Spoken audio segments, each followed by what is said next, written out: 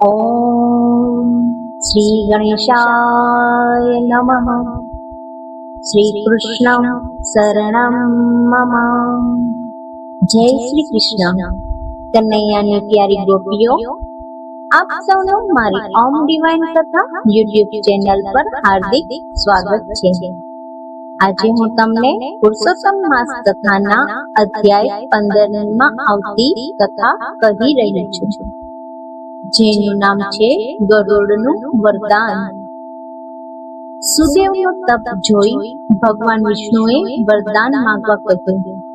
સુદેવે વિનયપૂર્વક કહ્યું, ભગવાન, આ ભક્તોની મનોકામના પૂર્ણ કરનારા છો.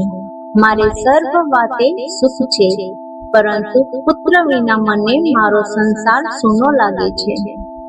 ભગવાન બોલ્યા, હે બ્રાહ્મણ, તારા ભાગ્યમાં પુત્ર સુખ લખેલું નથી. તારા 7 અવતાર સુધી તને પુત્ર સુખ નહીં મળે. ભગવાનના આવા દુઃખદાયક વચનો સાંભળી સુદેવ મૂર્છા ખાઈ ઢળી પડ્યો. પોતાના પતિની આવી દશા જોઈ ગૌતમી રડીને કલ્પાંત કરતી કહેવા લાગી, નાથ, વિધિના લેખ ઉપર કોઈ મેઘ મારી શકતું નથી. બધાને કર્મ ફળ ભોગવે જ છૂટકો છે, માટે તમે સોક્તજી ઈશ્વરની આરાધના કરો. ગૌતમીના રુદનથી ગરુડનું મન પીગળી ગયું.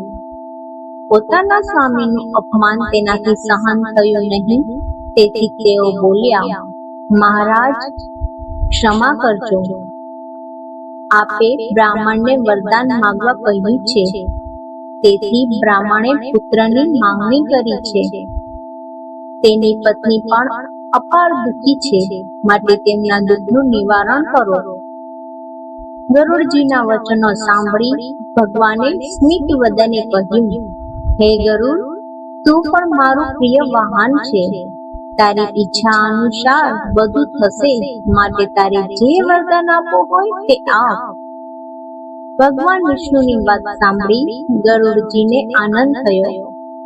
તેઓ બ્રાહ્મણને કહેવા લાગ્યા, હે બ્રાહ્મણ, મારા સ્વામીની આજ્ઞા પ્રમાણે હું તમને વચન આપું છું કે તારે ત્યાં મારા અંશથી પ્રગટ થયેલો બળવાન પુત્ર જન્મશે અને તમે બંનેને સુખ આપશે. બોલીએ શ્રી પૂર્ણ પુરુષોત્તમ ભગવાનની જય. હે પ્રભુ શ્રી કૃષ્ણ, આ પવિત્ર પુરુષોત્તમ માસમાં ભક્તિ, શ્રદ્ધા અને સારા કર્મ કરવાની અમને બધાને શક્તિ આપજો.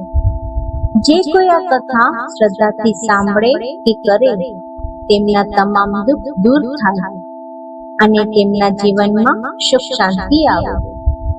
જો તમને આવી આધ્યાત્મિક કથાઓ ગમતી હોય તો વિડીયોને લાઈક કરો, મારી ચેનલને સબસ્ક્રાઇબ જરૂર કરજો અને તમારો સાથ અને બ્લેસિંગ મને આપતા રહેજો. આ કથાને તમારા પરિવાર અને મિત્રો સાથે શેર કરવાનું ભૂલશો નહીં.